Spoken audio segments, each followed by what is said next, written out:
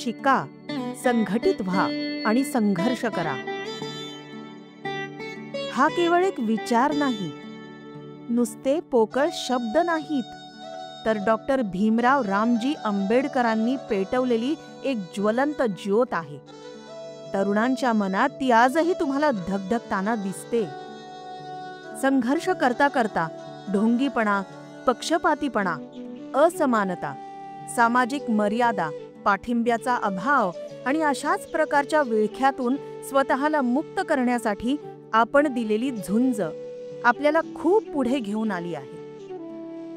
ही कहाणी आहे आजच्या प्रगत स्त्रीची, जी मोकळेपणाने शिकू शकते, नवनिर्मिती करू शकते, व्यक्तही होऊ शकते, कमावू शकते आणि स्वतःच्या इच्छेप्रमाणे जगूही शकते. आजच्या काळातली स्त्री अशीच स्वतंत्र, निर्भीड, पुढारलेली असावी हे स्वप्न त्यांनी आणि त्यांच्याबरोबर अनेकांनी दूरदृष्टीने पाहिलं होतं. त्यांनीच तर आम्हाला हे पंख दाखवले, जे त्याआधी आम्हाला कधीच नव्हते दिसले. डॉक्टर आंबेडकर हे फक्त भारतीय संविधानाचे जनकच नाहीत, तर ते एक विचारवंत, तत्वज्ञ, अर्थशास्त्रज्ञ, संपादक आणि सामाजिक परिवर्तनासाठी सतत गरजणारा एक आवाज आहे. ही मोजकी विशेषणं त्यांच्या महानतेचं केवळ एक छोटंसं रूप दाखवू शकतात. डोळ्यात चमकती स्वप्ने त्यांच्या, मनी धगधगे चिंगारी, मुक्त करूया माय भगिनींना, तोडून या बंधने सारी. बाबासाहेब आंबेडकरांना अचानक एके दिवशी नव्या युगातील भारताचं स्वप्न पडलं नव्हतं. त्यांचा प्रवास, त्यांचा संघर्ष, त्यांनी आणि इतरांनी सहन केलेला भेदभाव, त्यांना भेटलेली माणसं आणि अशा घटना ज्यांनी देशाला पुरतं हेलावून टाकलं, या सगळ्यांनी त्यांच्या ध्येयाला आकार दिला आणि चालना दिली. त्या परिस्थितीने त्यांना देशाचा नव्याने विचार करायला आणि नवीन रचनात्मक बदल घडवून आणायला प्रवृत्त केलं. बाबासाहेबांना नेहमीच मानवता ही जात-पात, पंथ, लिंग आणि धर्मापेक्षा श्रेष्ठ वाटत असे. त्यांचा विश्वास होता की स्त्रियांनाही प्रत्येक क्षेत्रात आदर, स्वाभिमान आणि समान संधी मिळायलाच हव्या. स्त्रियांच्या प्रगतीच्या मार्गात येणाऱ्या अडचणी आणि अडथळे दूर करण्यात बाबासाहेब कायम अग्रेसर असायचे. त्यांनी स्त्रियांसाठी शाश्वत बदल घडवले. अशा कायद्यांची रचना केली ज्यांनी जुने अडथळे दूर होऊन विवाह, संपत्ती आणि रोजगारात स्त्रियांना समान हक्क मिळाले. आयुष्यात पहिल्यांदा स्त्रियांना जाणीव झाली की कुणीतरी आपल्यासाठी झटतंय, मार्ग मोकळे करून देतंय, कुणीतरी आपल्या स्वप्नांना पंख जोडतंय. आणि खरोखरच आज आपण किती मोकळेपणाने श्वास घेतो आहोत.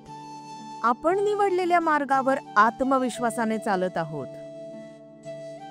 पूर्वीच्या काळात जेव्हा समाज स्त्रियांच्या हक्कांचं संरक्षण करायला असमर्थ होता, मुक्तीच्या चळवळी जोर धरत होत्या आणि स्त्रियांना मतदानाचा हक्क मिळवून देणं हाच या चळवळींचा मुख्य उद्देश होता. अहो, मुळात स्त्रिया त्यांच्या कुटुंबाच्या आधारस्तंभ आहेत, त्यामुळे त्यांना आदराने वागवलंच पाहिजे, हा संदेश समाजसुधारकांना सर्वदूर पोहोचवायचा होता. परंतु सुरुवातीच्या समाजसुधारकांनी महिलांना बंधनांपासून मुक्त करण्यावर फारसा भर दिला नाही. त्यांनी प्रामुख्याने स्त्रिया त्यांच्या कुटुंबासाठी बजावत असलेल्या भूमिका अधिक पक्क्या केल्या. पण काही सुधारकांनी स्त्रियांच्या खऱ्या स्वातंत्र्यासाठीही प्रयत्न केले. बाबासाहेबांना हे सहनच होत नव्हतं की त्यांच्या देशात स्त्रिया अजूनही सतीच्या आगीत जळत होत्या. विधवांवर अमानुष अत्याचार होत होते आणि त्यांना पुनर्विवाह करण्याची परवानगीही नव्हती.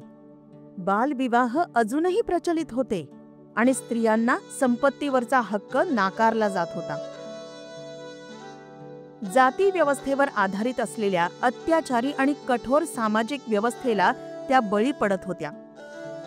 त्यांना मुक्त करायचं म्हणजे त्यांच्या राजकीय हक्कांसाठी आणि समानतेसाठी लढायचं.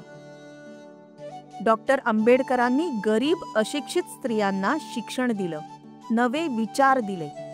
त्यांचे प्रेरणादायी शब्द स्त्रियांच्या जोरदार आवाजातून भारतात ऐकू येऊ लागले, जे बालविवाह आणि देवदासी प्रथांसारख्या रूढींविरुद्ध गरजले. स्त्रियांना केवळ मुक्त करणं पुरेसं नव्हतं, त्यांना सक्षम करणंही तितकंच गरजेचं होतं. सक्षम होणं ही एक फक्त भावना नव्हे, सक्षमीकरण प्रत्यक्ष मोजलंही जाऊ शकतं. ते एखाद्या व्यक्तीकडे काय आहे यावर अवलंबून असतं, जसं की ज्ञान, आत्मविश्वास, संबंध, संपत्ती किंवा कौशल्य. त्यांना किती आणि कशा संधी उपलब्ध आहेत यावरही ते अवलंबून असतं. या संधी ठरवल्या जातात ते देशातले नियम, कायदे आणि समाज रचनेनुसार, जी कुठेही नमूद न केलेल्या सामाजिक प्रथांवर आकारलेली असते. ही अशी प्रक्रिया आहे जिच्यामुळे सत्तेपासून वंचित ठेवलेल्यांना अखेर सत्ता प्राप्त होऊ शकते आणि त्यामुळे ते आयुष्यातले महत्त्वाचे निर्णय घेऊ शकतात.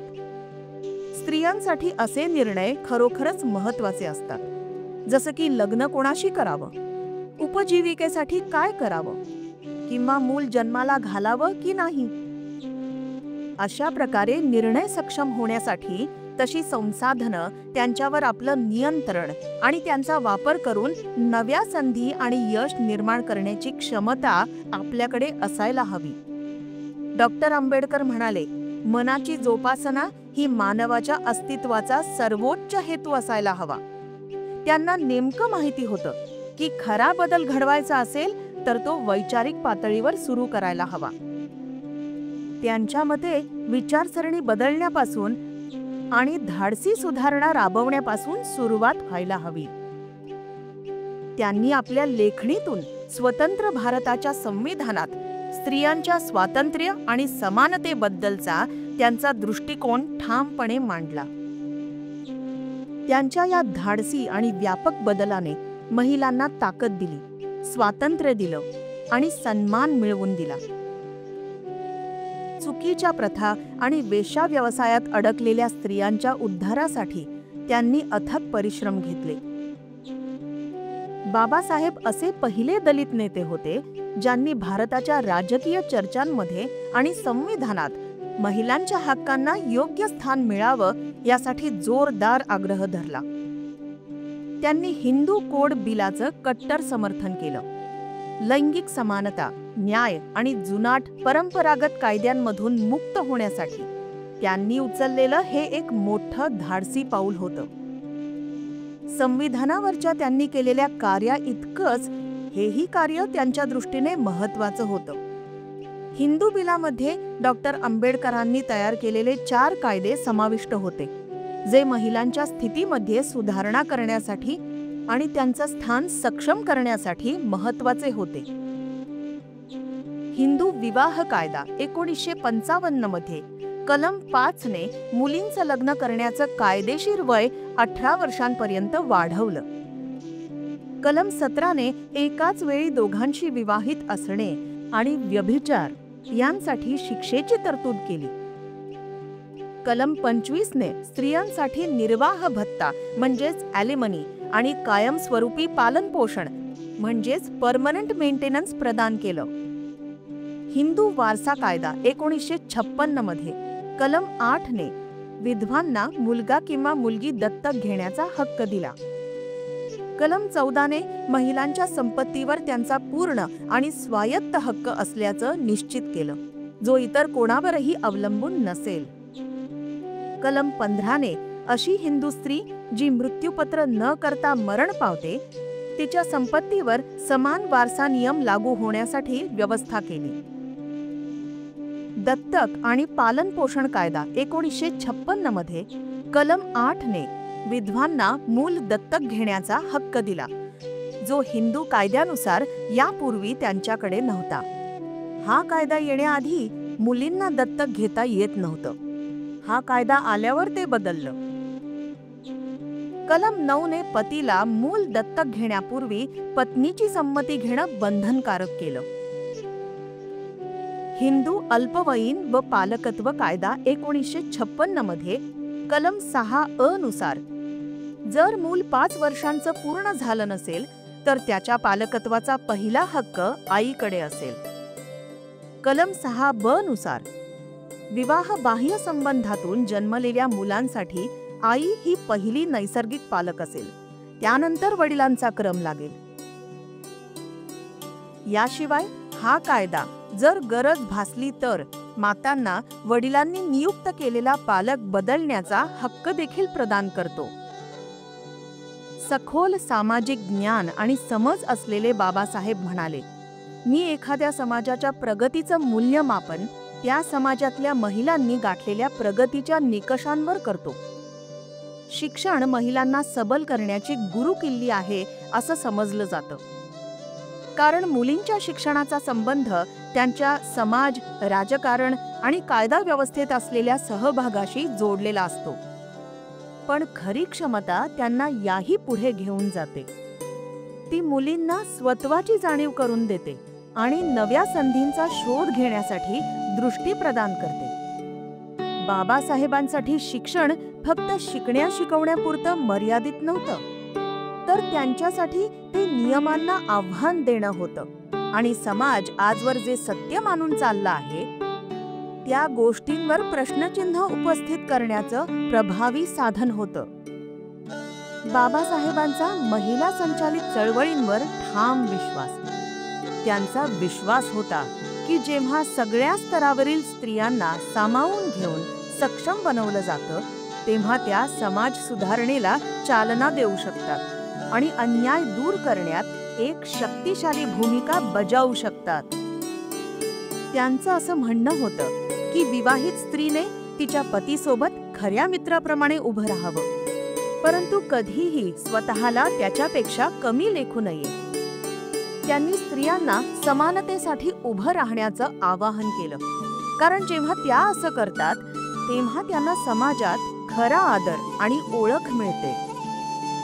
त्यांनी हिंदू समाजातल्या खोलवर रुजलेल्या जातीय व्यवस्थेला थेट आव्हान दिलं, जी स्त्रियांना स्वातंत्र्य, प्रतिष्ठा आणि समानतेपासून वंचित ठेवत होती.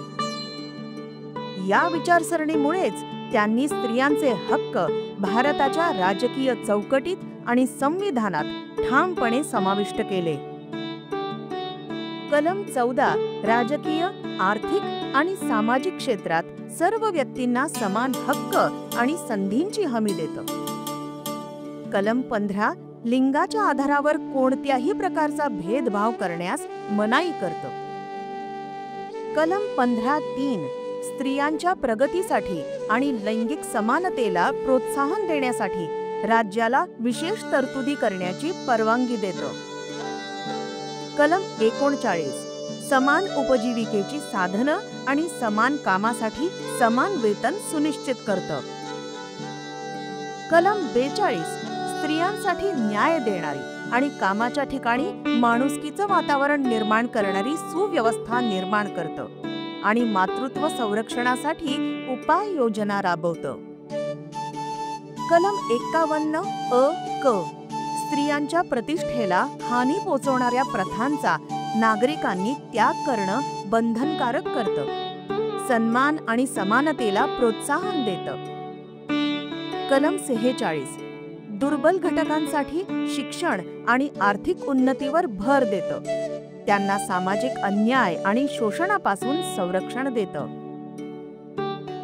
कलम 47 राज्याने पोषण सुधारावं, जीवनमान उंचवावं आणि सार्वजनिक आरोग्य मजबूत करावं अशी सूचना देतं. कलम 243(ड)(3), 243(ट)(3) आणि 243(र)(4) पंचायती राज व्यवस्थेत महिलांसाठी जागांचं आरक्षण देतं, जेणेकरून स्थानिक प्रशासनात त्यांचा सक्रिय सहभाग वाढू शकेल. डॉक्टर बाबासाहेब आंबेडकरांच्या बुद्धिमत्तेची आणि अंतर्दृष्टीची, त्यांच्या विचारधारेची आणि शिकवणींची, त्यांच्या दृष्टिकोनाची आणि जीवनाच्या ध्येयाची ही फक्त एक छोटीशी झलक होती. ही आपल्यासाठी आशेचा एक दीपस्तंभच आहे, एक मशाल आहे जी आपण तेवत ठेवली पाहिजे आणि त्यांचा हा वारसा पुढच्या पिढीला सुपूर्त केला पाहिजे. ते ज्या लैंगिक समान समाजाचं स्वप्न पाहत होते ते अजूनही पूर्णत्वास आलेलं नाहीये. म्हणूनच स्त्रियांना सक्षम करण्यासाठी, समाजाला खऱ्या अर्थाने सक्षम करण्यासाठी त्यांचे विचार आजही तितकेच मौल्यवान ठरतात. स्त्रियांसाठी बाबासाहेबांची आंतरिक तळमळ आणि खोलवर असलेली चिंता प्रत्येकाला प्रकर्षाने जाणवतेच. त्यांनी स्त्रियांना सगळ्या बाजूंनी सक्षम करण्यावर भर दिला आणि त्यांच्या सर्वांगीण प्रगतीचा मार्ग मोकळा करून दिला. त्यांच्या शेवटच्या संसदीय भाषणातही त्यांनी स्त्रियांसाठी आपल्या भावना आणि आदर व्यक्त केला. ते आयरिश देशभक्त डॅनियल ओकॉनल याचं वाक्य उद्घृत करताना म्हणाले, कोणताही पुरुष आपल्या स्वाभिमानाच्या किमतीवर कृतज्ञ राहू शकत नाही. कोणतीही स्त्री आपल्या पवित्रतेची किंमत देऊन कृतज्ञ राहू शकत नाही. आणि कोणताही देश आपल्या स्वातंत्र्याची किंमत मोजून कृतज्ञ राहू शकत नाही.